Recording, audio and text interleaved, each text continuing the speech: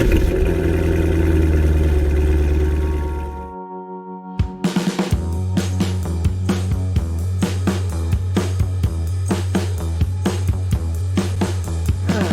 listening to the Cars of Carlisle Network, podcast episode number 143, featuring Bill Morrow, Porsche fan and all-around driving enthusiast. Cars of Carlisle is your favorite internationally downloaded podcast about all things automotive. Darren and his CFC team are ever searching for interesting automotive happenings, real stories about real car people, and fun features to inform and entertain you. Each week, the Cars of Carlisle crew brings you show topics ranging from car shows to team adventures to auto racing weekends to behind-the-scenes human interest stories from car nuts that live across town, across the country, or even across the globe. Come join the road trip. Today, ride along to Landisburg, Pennsylvania to hang out with a friend of the show, Bill Morrow.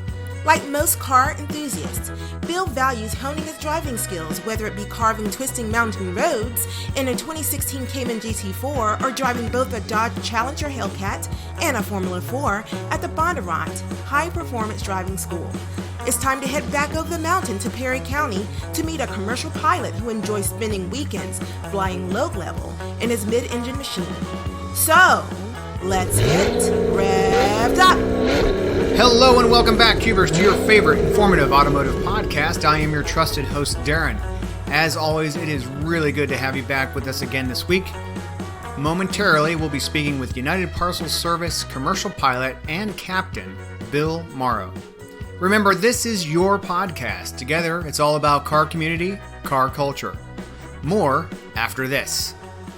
Just a reminder to all you Cubers, it's not a moment too soon to become a Cars of Carlisle subscriber and accelerate your experience. Leaving a 5-star rating on iTunes, posting a review, and sharing Cars of Carlisle with friends makes you an integral part of the crew. If you like what you hear, support the cause with a quick click of the PayPal button on the main page of our website, carsofcarlisle.com. So act now. Take a look around, and let's hit the fast lane together. Thank you. It's time to heel-toe through the corners, double clutch, and downshift the 6-speed into this week's trivia question segment. True or false? The very first Porsche, commonly referred to as Porsche number 1, had a rear engine configuration. That answer awaits at the end of this episode. So let's head to Bill Morrow's home and sit down in person with him at his table for this week's interview. Cubers, this is Darren, and I'm in Landisburg, Pennsylvania, just over the mountain from Carlisle in Perry County, and I am sitting here tonight with Bill Morrow. Bill, thanks for being part of tonight's show. No, thanks for having me.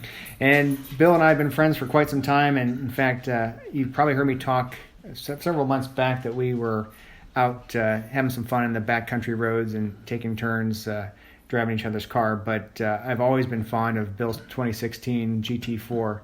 It is, of all the cars I've driven, and I'm not just telling him that to curry favor and make him smile, but it is probably one of the best handling cars I've ever been behind the wheel of, and always enjoy the chance to have fun in it. It does exactly what you want.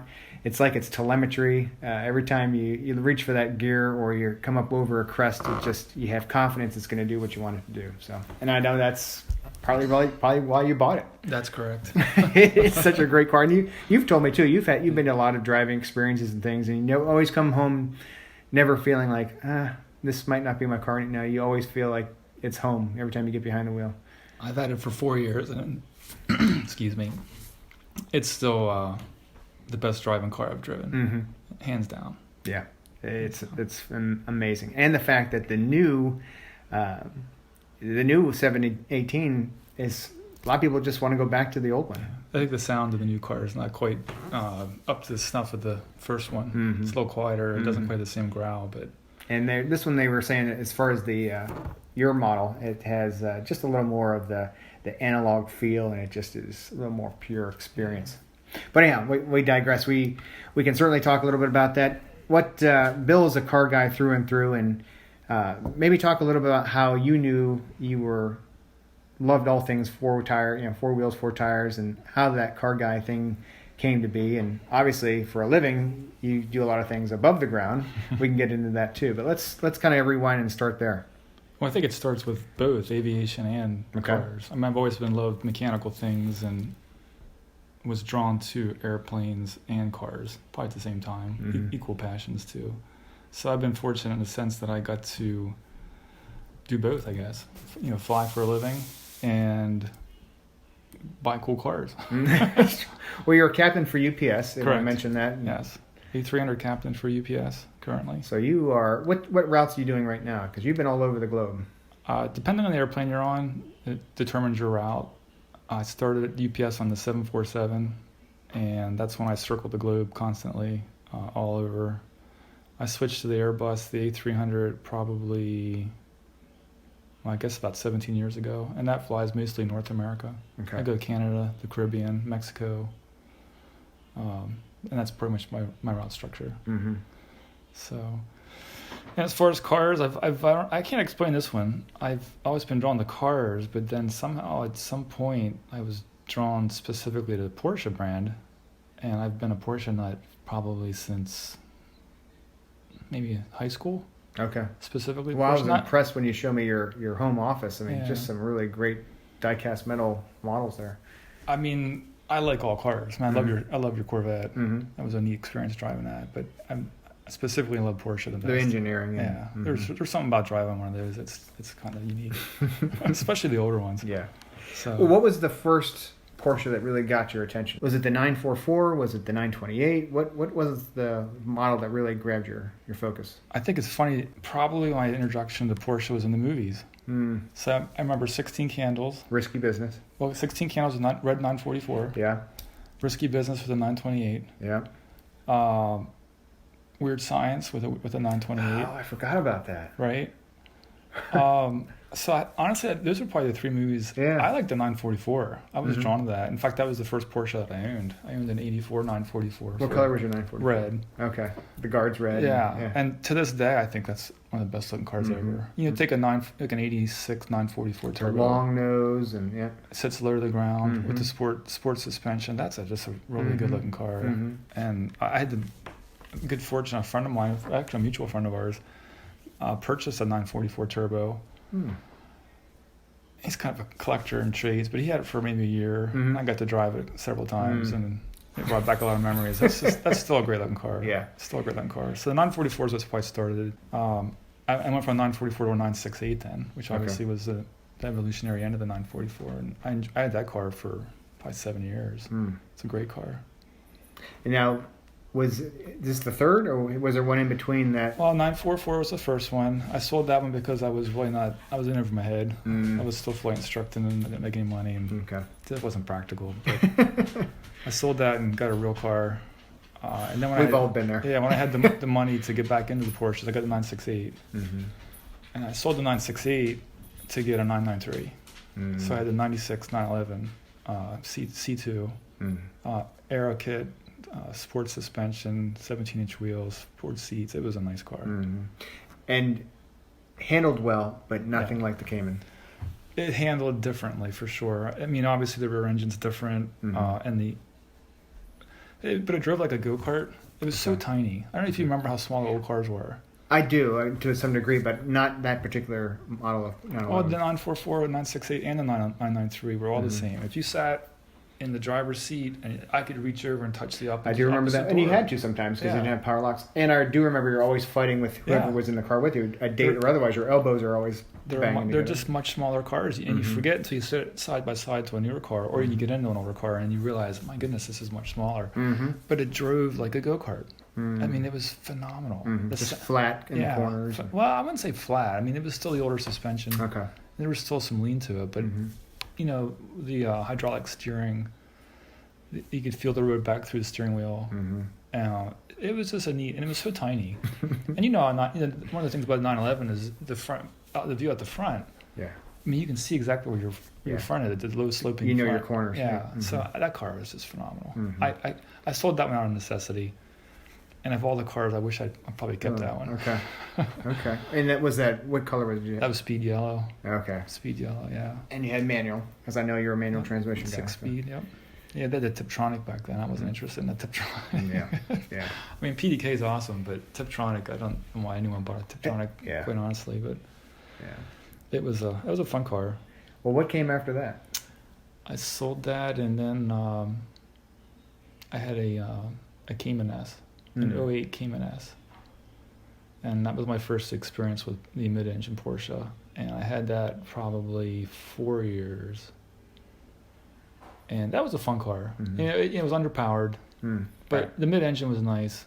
Someone once said to me, and I always enjoyed hearing the quote that it's more fun to drive a slower car fast than drive a fast car slow. I think that's true based on just my limited experience on the track. I mean, because you have a high-performance car and you push that to the limit, I mean, you're really out there. Yeah. And if something goes wrong then, the repercussions are much higher. Yeah. Whereas if you take like the most popular car for racing, I think is the Miata, right? Mm-hmm. Mm-hmm.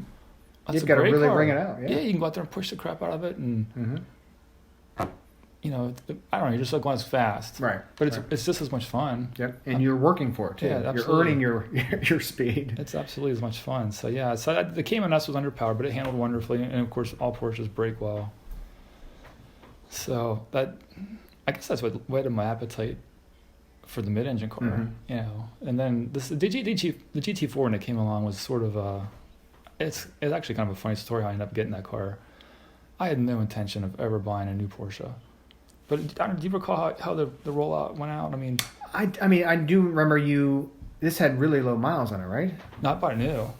Oh, okay. Yeah, so no intention of ever buying a new Porsche. I just figured the value, of a I guess new I don't car. know the story. Though. Okay, well, this is an interesting story. Okay. I think it was, don't quote me, but March of 2015. Okay. I think it's when Porsche announced the GT4. And it was announced, like, let's just say Monday. And I got wind of it on the internet, and I thought, wow, that's an interesting car. So I called down to the dealer, and I was like, hey, this GT4 sounds interesting. Let's say this was Friday now. 5 days later, maybe. And I was like, hey, this GT4 sounds interesting. And again, I'm not really 100% serious at this point. I just was curious. And I talked to the salesman down there that I knew, and he said, well, yeah. He said, that is an interesting car. I said, well, if I wanted to buy it, what would I do? Oh, you just give me a deposit. It's a refundable deposit. And he said, and we'll put your name on the list, but I'll have to tell you you're number 6. I'm like, what? He said, well, you're number 6. I'm like, well, they just announced the car a couple of days ago. He said, well, I already got 5 deposits. Wow. I'm like, wow, okay. So that conversation ended, and I thought, well, now I'm kind of curious, right? Yeah. So I bought my Cayman S from Hennessy Porsche in Atlanta. So I called Hennessy, and same deal. I said, we'll take your deposit, but I was number 10. I was number 10 in Hennessy. I'm like, holy cow. No time to waste. Yeah, so I'm like, well, that's not going to happen. I really wasn't that serious anyway. So the car wasn't even out yet, remember? It just announced. And I think the car got released to the press maybe a couple months later. Let's just say May-ish. What kind of allotment were these dealers getting? Like 1 or 2 a month? Yeah. Okay. Because Porsche, I think, originally decided to build 2,500 of them worldwide. Okay. So I said, well, whatever. So the car was released to the press. Let's just say May, a couple months later. And, of course, it was a home run. Right. And I don't know if you read all the stories back then. All the stories ended the same way. This is the best Porsche on the road now, but sorry, you can't get one. They're sold out. They're sold out. You missed it. Yeah, and then they weren't even going to be delivered till July. Wow. I'm like, well, whatever, Right. And it won awards, and all these people talk about it. People were trading their delivery spots for $20,000 over sticker. Wow. It was a nut house. So I think it was end of October that same year. So I say October 2015. I get an email from Hennessy. It was from the salesman down there I knew. He says, hey, Bill, are you still interested in a GT4? Well, now I am. Because I'm making... The hype. Yeah.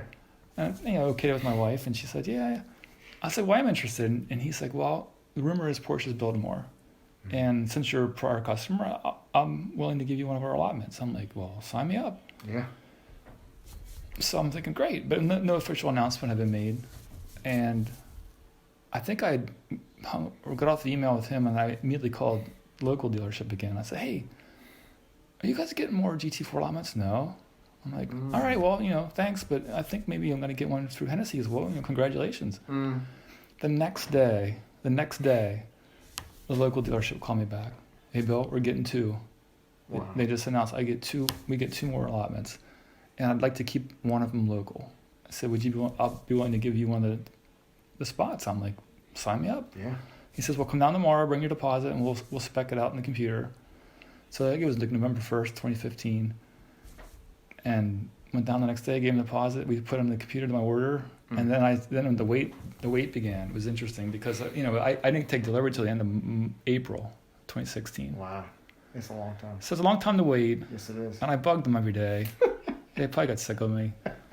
I followed it through the factory because you had some information. Like the start of the build, when it got to the paint shop. What do you want to kind of just talk briefly about how you spec'd yours? I kind of kept it somewhat simple. Very traditional, which I like. Well, I got the silver because I'm a silver guy, and I got the black wheels because I just think it's a good look. I was torn on the bucket seats because they're really cool. They were expensive, but here's what happened: I didn't get bucket seats because I had the fortune. I was down at Fab Speed. And with the friend, in fact, the 944 friend, he was down there getting a new exhaust on it. And they had one of the first GT4s in North America. Wow. The owner didn't even take delivery of it. He sent it straight to them for a new exhaust. And they took forever. We were down there a lot longer than we were supposed to be, and I think they were trying to appease us. And long story short, they said, well, we'll keep you riding the GT4 to help, pass the time. Well, they had bucket seats. And I got to ride in it. It was awesome, but the bucket seats didn't fit me quite right. The way the back sat, it just wasn't super comfortable. So I opted not to get the bucket seats, which I'm still sort of torn. Maybe I should have, maybe I shouldn't. But see, I got the regular sports seats, which I think are phenomenal. Yeah, they're not quite as cool as the carbon fiber buckets. But trust me, it fits you well, and besides, we're not 20 years old. Yeah, crawling in and out of them, I figured in 10 years would be difficult at best. But basically, I got a leather interior because I thought a car of that stature should have leather. It didn't come with leather. I had, what else did I get? I can't remember what else I optioned, to be honest with you. Okay. But very few options. Sure, yeah. It was maybe $4,000 extra or something, but followed it through the process. And then I even went to another degree. I followed the car in the boat. I found like a FlightAware for boats. So when it got loaded on the ship, I got the ship name.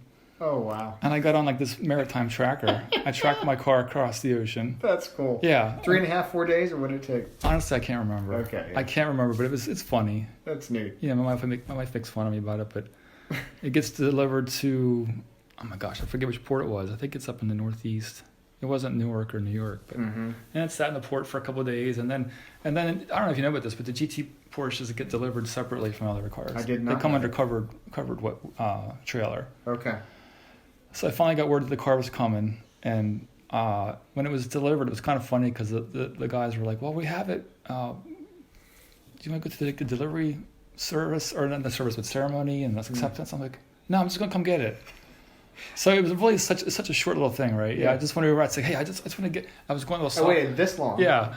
I just went over. Tina didn't even come with me. We just went over. I got in the car and came home. It was very like anticlimactic as far as taking delivery of your first Porsche, but I didn't care. Yeah. After all that kind of. And then there was a break-in period on the motor. I don't know if you're aware of that. Yeah, I do. Well, that was terrible. How many thousand? 1,000, 1,200, or what is the? What was it? Quite a few. I think it was 2,000. Wow. Yeah, and there was a lot of debate on that. Was Porsche being conservative with the lawyers writing that rule? So it was kind of I did sort of a modified. Quite a while. Yeah, and you weren't supposed to rev it over 4,000. So I did a lot of research. I went to all the forums, and there was one of those half and half debates. Half the guys said, no, you got to break it in quicker than that, and blah blah blah. So I kind of took the middle of the road. I remember I don't think I took it over 4,000 until I got to like 1,500 miles or something, and then I started going I incrementally went up to red line from that point. Yeah. But it was a little bit quicker than what the factory actually said. But then of course it was hard because you've driven the car. Oh, I know. All the fun starts at 5,000. It does. Yeah. It's where it really snaps and comes alive. That's where the sound and all the fun. Oh, absolutely. Yeah. So for the first 2,000 miles, you're like puttering around. Yeah. Well, how many do you have on the clock right now? How many miles? There's probably like 10.6. Yeah, which is still super low. 4 years, yeah. I drive as much as I can. It's it's hibernating now for winter, but you have the battery tender on it and everything. Yeah, battery tender. I pump the tires up. I have a tire cradle that sits on. Yeah, I do the same thing. Yeah. Covers on it. So the Corvette's hibernating as well. Yeah, it's in its winter mode, but yeah, it's. all tucked away. That's all right. Yeah. When the cinders come out, the car goes to bed. So You got that right. that's how I do it. Well, of course, it has a cup 2 tires, and they are really bad with temperature. Mm-hmm. If it's below 50, you really have to be careful. Yes. Yeah. There's definitely a temperature Yeah, sensitive you tire. don't want to mess with that. Yeah. Well, I know your daughters always love a chance to be taken to a game or a practice or anything. Any chance that you get to take a ride, Well, it's especially funny. roaring up over the mountain. Well, sometimes not. I mean, sometimes they're kind of embarrassed. I think. You know, like, oh, dude, we have to take that. Like, Why'd you come pick me up in this? yeah. Well, you know, I remember when the girls were in high school. You know, the boys took notice, obviously. Right. Yeah. I'm not sure the girls like that attention, but Right. yeah. That's fun. We're going to take a quick break. We're only going to be gone for just about 60 seconds. Right now, we would like to proudly mention our official OEM sponsor, Porsche Mechanicsburg.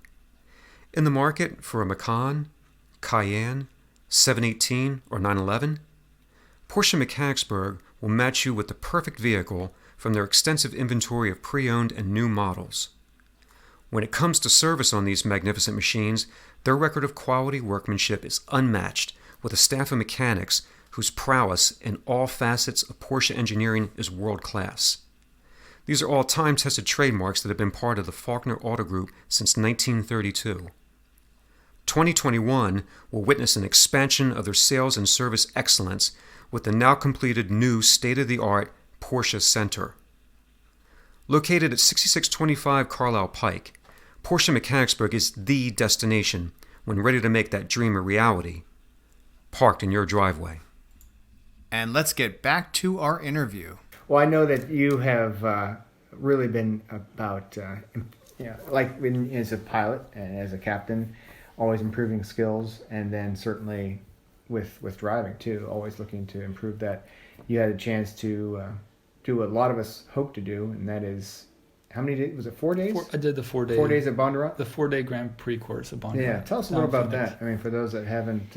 It's always been on my bucket list. I've always wanted to do it, and just never seemed to find the time. And then you get a little bit older, and you realize, well, maybe I got to start doing some of these things. Mm-hmm. And the stars aligned last summer. It was kind of a perfect storm. I think I got an email from Bondurant. I'm on their email list, and they say, hey, we're running 1/3 off specials, but you have to do it in August. Mm-hmm. Well, I had already scheduled vacation for August. So that's kind of like, that's a signal, right? You got to do it. The universe says go. Yeah. So I'm like, well, all right, this is it. We're going to do it. So I signed up for the 4-day Grand Prix course. Now, I knew right off it was going to be a little bit tricky because it's in Phoenix. Mm-hmm. And August in Phoenix was going to be hot. Mm-hmm. And it was hot. Mm-hmm. It wasn't too hot not to enjoy it, but it was really hot. Yeah. So I went down, did 4 days in Bondurant, and it set up first 3 days during the Dodge Hellcat, which is not a bad. Challenger, the Challenger Hellcat wide body SRT, I think it is. Okay. So we spend 3 days in that, and it's really a really neat experience for all kinds of reasons. But for the first day, they've got this huge asphalt. It's a parking lot for all intents and purposes, and you do all these drills. I mean, you do braking drills, you do lane change drills, autocross stuff. Mm-hmm. So you alternate through these different sessions and all these different skills. They have a giant skid pad, and I'm sure you can see on the website, but there's the 4-door version of the Challenger, I think so. What is that? I can't remember. Oh, the Charger. Mm-hmm. So they have a Charger. Mm-hmm. And they got their little, I don't know if it's proprietary or not, but a hydraulic sort of dolly system on each corner. Like an outrigger? Yeah, an outrigger, exactly. Mm-hmm. And the instructor's got a joystick, and he can lighten or increase the load of the front rear. Wow. So you have a turn in this session where you spend quite a while circling this kind of an oval. Mm-hmm. And at first they teach you understeer. Understeer's easy. Okay. They just plowing. Yeah, you have to get off the gas or get on the brake to get the front end hooked up. So that's easy. You spend a little bit of time on that, but then you spend the rest of the session with oversteer. Mm-hmm. And it was a very good teaching session because he would lighten the rear axle, and when you come on that turn, the rear end would come around. So you had to practice the correct skills. Mm-hmm. The most important thing I learned in that drill was look where you want to go. And it was interesting because my instructor was really good. I did well. Mm-hmm. You look to where your car wants to go, and you intuitively countersteer correctly and go to that spot. Mm-hmm. your hands follow where your eyes are. That's what I teach, and it works. But then I was doing well. He said, I want you to do something different this time. He said, the next time we go on this turn, I want you to look at the building, not to where we want to go. I was like, all right. So as we came on the turn, the back end came loose. I'm on the gas, counter steering, but I'm looking at the building. And sure enough, that's where we went. Mm-hmm. We went to where I was looking, and not where I wanted to go. Mm-hmm. So that was indelible memory. Yeah, it was a really good teaching moment, because exactly what they were telling me worked. Yeah. So that was a huge lesson from that session. And then I think we spent the second half of the first day on the track. Bondurant's got their own track. It's broken up into sections, and we spent the first section on the Morrow Oval, I believe it's called. And we spent hours circling this oval, which sounds boring, but it's not, for a couple of reasons, because it's an increasing radius turn and a decreasing radius turn. Okay. So you have one on each end. Mm-hmm. And it's very different. It was very different. Yeah, it was very different, and we spent a lot of time learning that. And it's, it was fun. The slower cars, and believe it or not, there were people there that were pretty slow. Like, they spent all this money to go out to Bondurant, and they were like real easy on it. Listen, they were going so slow that they didn't have to brake for the turns. Ooh. I'm like, well, why are you here? Right? Yeah, right. So the instructor's like, we can't pass on this. We can't pass yet. So the idea was we'd come into pit lane. It's painful. So, I mean, honest to heavens, I'd come around, catch up to someone really slow. I'd pull in the pits, and then I'd wait for them to come all the way around the oval. And right before they came up on pit lane, I'd jump out in front of them. And it would take me maybe a lap and a half to lap them and get back on their butt again. Right? And the same thing. And so me and another guy in our group were much faster, and we would pull into the pit lane and wait. And it was okay, though. It worked. Right. But yeah, it was interesting. So that was like the first day. And then the second, I'm pretty sure the second and third day we spent mostly on the track. Mm-hmm. Just, we'd have lead follows with the instructors. How did it feel open air? I mean, that was for open wheel. Or I guess you haven't gotten we haven't got to the point yet. We're still on the Hellcat. Well, it was very comfortable. And the Hellcat actually is pretty easy to drive. Mm-hmm. I thought so. Mm-hmm. It understeers. We can feel there's some weight there. There's weight there. Mm-hmm. They have modified brakes. And I think they modified the suspension a little bit. But the brakes were like racing brakes. And they held up pretty well, considering it was 111 degrees. Well, sure. And honestly, the car, on all the, I didn't mention this, but on all the drills, I had the windows up and the air conditioner on. Well, it's 111 degrees sure, out, you right? gotta. And the cars were amazingly, they didn't overheat. I was going to say, it's not sapping that much power. So. It wasn't, and it didn't overheat, Good. Which is pretty amazing. Yeah, both of those. At that temperature. So on the tracks, we had the windows down for safety reasons, but I'd still have the air conditioner on until I realized it was sapping power. And then I thought, well, screw this, I'm turning the air conditioner off. Right, because then it would start getting hot. Sure. And you could feel the power losing. But overall, the Hellcat was pretty easy to drive. It was very comfortable because it was on street tires. Mm-hmm. You have a sense for when the street tires were going to let loose. I immediately set all my... They wouldn't let us turn the traction control off. Mm. But I immediately went in and turned everything to track. Mm-hmm. So I had the least amount of intervention as possible. Mm-hmm. And the car would get loose. And of course, you get braver as the day goes. And I had a couple of times where the back end was coming around at the worst parts of the track, and we could pass on the track, but only in two different spots. Okay. So that made it a lot easier to get on the slow people. So, but no, I found the Hellcat, it was a lot of fun. We did, I think it was 40-minute sessions. Okay. Pretty long sessions. That is, yeah. And I wasn't tired, It was a comfortable ride. We do a 40-minute session. We did a lot of classroom stuff. Do you debriefing each time? Yeah, we do not each time, but in the morning we did briefings, and then when they expanded the track the second half of the day, we did a couple of briefings. And every time we expand the track, we do lead follows. Mm-hmm. We break up into groups, and each instructor would have maybe 3 cars following them. Okay. Which was nice because he would show you the line and. And talking through an intercom or they had radios, walkies. Yeah. Okay. So that was good. Now. On the fourth day, are we ready for the fourth day? I'm ready. The fourth day was a different animal because we went into the Ligier F4 car. And right from the beginning, it was very intimidating. You said it was almost, and I can speak from experience, not driving that, but kind of like, not claustrophobic, but you're just like, okay, I'm kind of like one with this machine. Claustrophobic. So. Okay. I mean, I'm not a claustrophobic guy, but here's the deal. I'm in a fire suit I think I showed you the video of me Yes, getting you in, did. okay? Yeah. I'm 6'1". The car's not made for a guy 6'1". Mm-hmm. It's 111 degrees. And there was 3 cars in each group, and I was the 3rd car, and for whatever reason, I got in quicker than anyone else. Mm-hmm. But you saw the video of me getting in. Yeah. I don't fit in the car. You have to like shoehorn yourself in. It looked like you're putting on a tuxedo. I mean, they strapped the seatbelts down so tight you can't move. You put the helmet on, and as I sat there sweating in this intense heat, the 2 people in front of me were taking forever to get in. And that's when I honestly said to myself, I don't know if I can do this. Mm-hmm. I feel really uncomfortable. It's sort of like when you're on a roller coaster and they stop it for maintenance or whatever, and you're just thinking, come on now, let's get me out of here. I think maybe it went worse than that. Wow. Because you had the helmet on. That's true. You're not seeing anything peripherally. And here's the thing that was really weird. I have relatively large feet. There's no dead pedal. There's a clutch, a brake, and a gas pedal. It's a sequential gearbox. So you have to push the clutch in, you paddle shift into first gear, and then the first start's a conventional car, although very difficult to get started. A lot of the people stalled it multiple times. Okay. I stalled it once, but then I got out. Yeah. Once you get the car moving and you're in first gear, the clutch is not used. Okay. But there's nowhere to put your left foot. So you're like holding my left foot up. And it was very uncomfortable. And my feet are bigger than most. The pedals are close together. It was hard to get the brake without touching the gas. It's like a shin splint kind of feel. We did 20-minute sessions in the F4 car. I was exhausted after 20 minutes. Wow.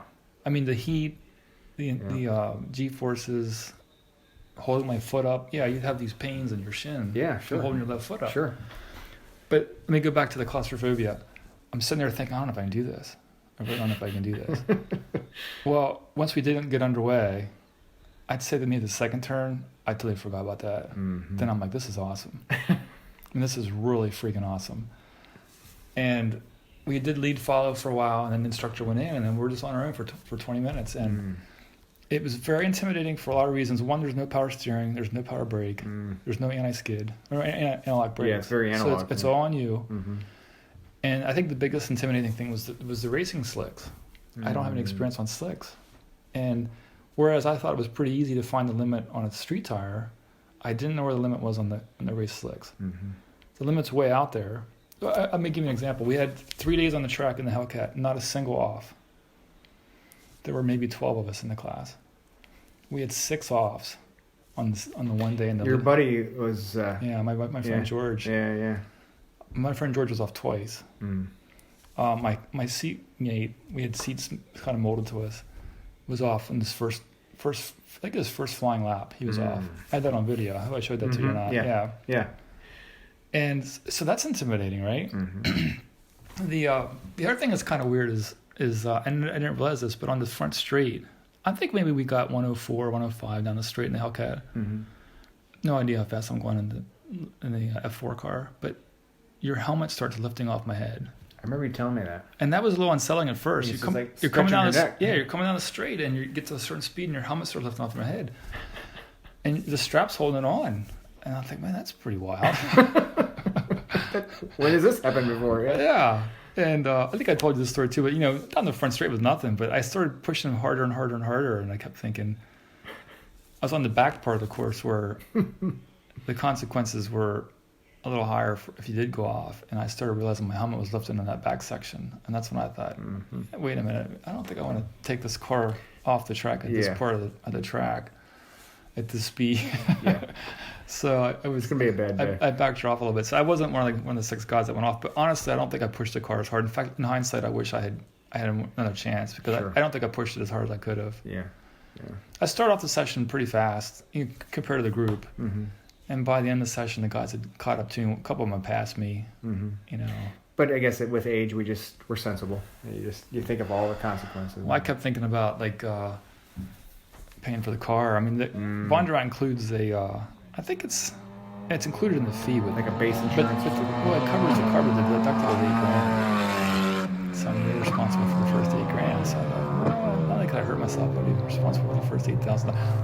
The one guy that went off, the only damage to the car that day was a bent front wing. Okay. And it was funny because he went off, one of the 6 guys that went off, and when you go off at Bondurant, it's sort of like you don't see most of the track. but you hear some screeching, and then you look out and see it's just a huge cloud of dust somewhere off in the distance. Right. And then the instructors jumped in their cars and took off, right?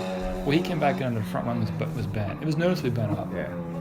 So we continued the session. I remember we finished the session, went back into the classroom, and there was an invoice on his table.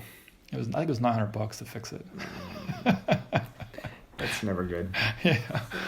He was good with it though. Yeah. He had a pretty good attitude. Pay to play. Yeah. He said, well, we saved a lot of money with this discount. He said, $900, That's true. I'm still cheap, way cheaper than the regular full price. Glass is half full. Yeah, exactly. Yeah. So it was an experience, but I would like to have another chance at it, honestly. Mm-hmm. Or maybe just a different car and slicks, because the racing slicks were something new.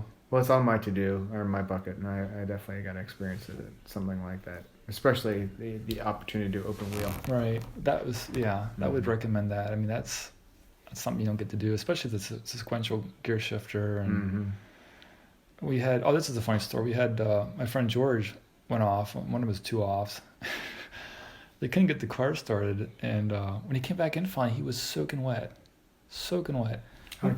Yeah, when we got the briefing on the car, this is the master switch, this is the fan switch, this is all this stuff. What's that red button? Oh, that's the fire extinguisher. Don't push that one. Okay. So George goes off and stalls the car, and the instructors all come out, and they can't get the car started. They're struggling, and on the outside of the car there was a red handle, and honestly, I assumed it was a kill switch. Most race cars have a kill switch. Well, one of the new instructors assumed it was a kill switch too. So they was thinking to themselves, they couldn't get the car started. Well, maybe the kill switch turned. Maybe I'll turn the kill switch back on. Well, that wasn't a kill switch. It was an external fire extinguisher switch. So he pulled the fire extinguisher and drenched George. And he was chafing. Yeah, I think it was water. I think they had water in there, but just drenched him. And then the funny thing, in the briefing, I said, don't touch that button because it's $1,000 to recharge the bottle. Oh my gosh. So the instructor blew the bottle.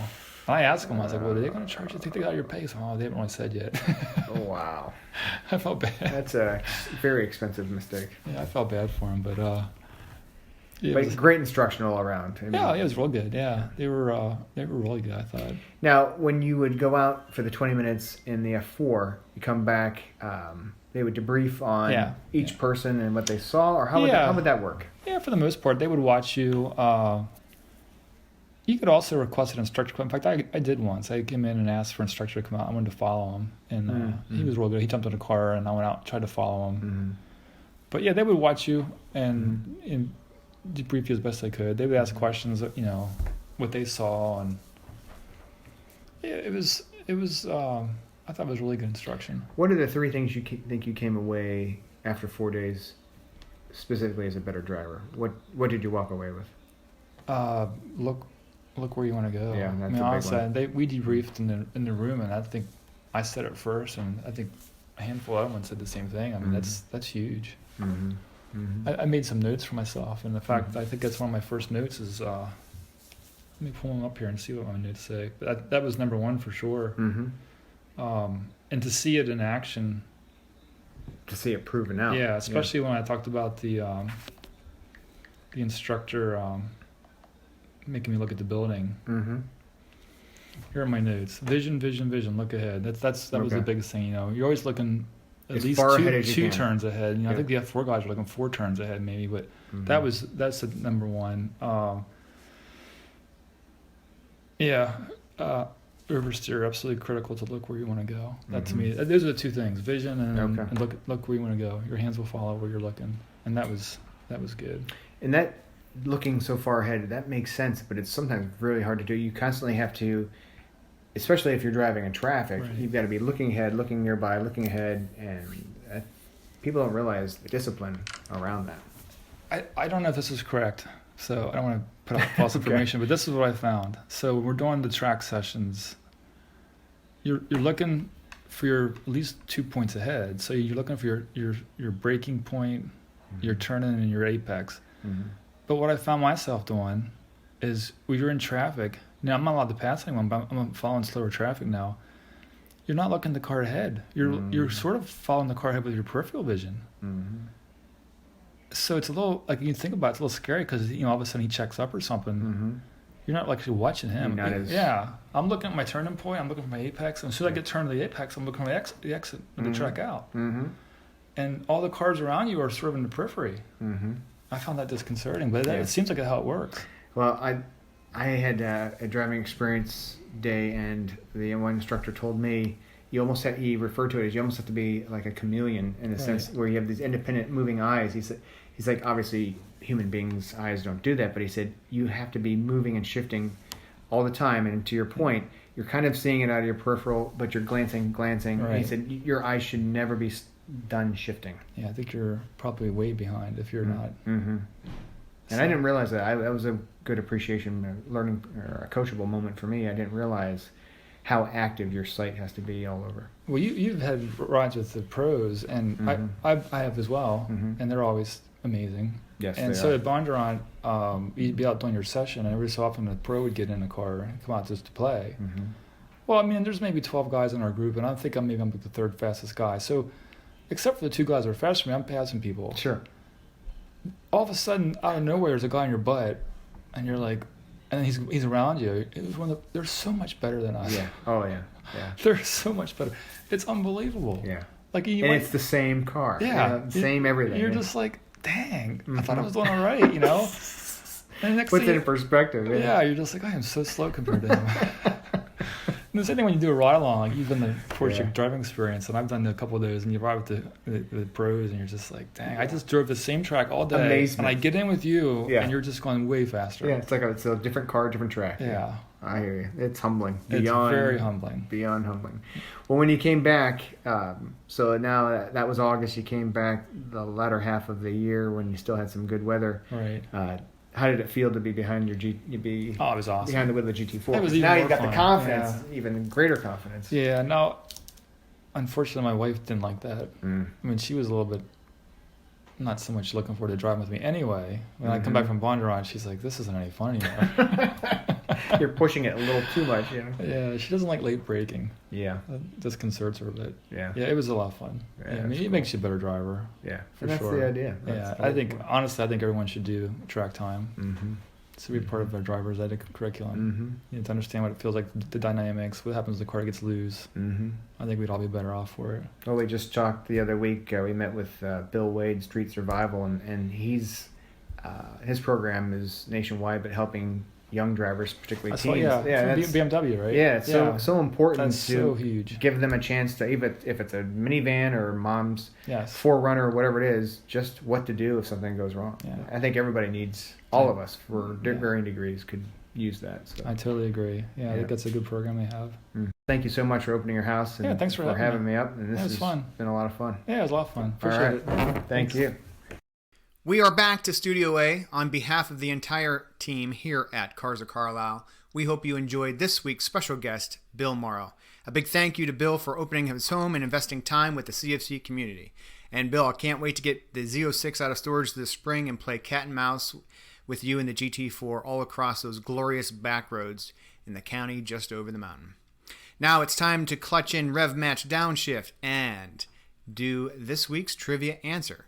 If you recall at the beginning of the show, I had asked the true or false question whether or not the very first Porsche, known as Porsche number 1, had a rear engine configuration. And the answer is false. Actually, the very first Porsche, which was the hand-built prototype, the aluminum prototype, known as Porsche number 1, was the very first vehicle to actually have had the brand or the mark Porsche on it, and that was June 8th of 1948.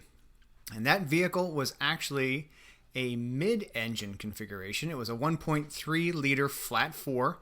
The output with some engineering work and twin carbs brought it somewhere between 35 and 40 horsepower. And that very first Roadster came in under 1,300 pounds, about 1,290. And with the modified engine, it could reach estimated speed somewhere in the 84 to 87 miles per hour. So, Ferry Porsche in spring of 48 went on a very long road test throughout Europe, particularly through Austria. And with that road test, he was checking, of course, really putting the car through its paces with quite a few climbs and what have you. And during all that test time, Ferry Porsche had only one mechanical issue, and that was with the rear torsion bar suspension. But it was fixed while on the way, and the car continued without any further mechanical failures. So that is this week's trivia answer.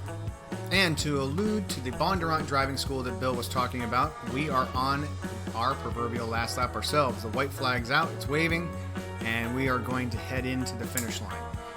Be sure to come back and tune in for next week's episode. We can't wait to have you. We will be here. Because together it is all about car community, car culture. Drive well, be well, take care.